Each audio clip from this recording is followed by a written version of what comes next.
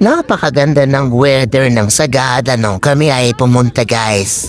Grabe, napakalamig guys at mas na-appreciate ko talaga ang Sagada kumpara sa Baguio para sa akin kasi una ay hindi kaanong batao at yun lang medyo malayo siya kumpara sa Baguio pero just the same ang ganda ng view guys. I mean mas na-appreciate ko siya guys kung walang gaanong tao kasi nga siyempre walang gaano pupunta sa mga kabundukan, yung maiingatan yung mga kabundukan. So, yung gano'n guys.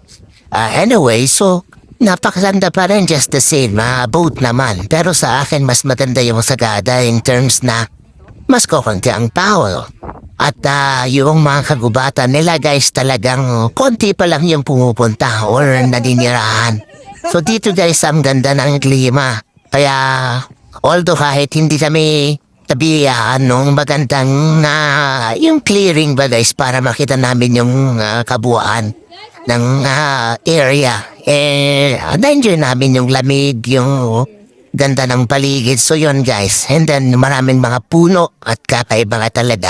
So first salvo of the year ko guys. Sagada agad. Ang ganda guys. Kaya yan. Tara na. I-try na natin ang Sagada guys. Tara.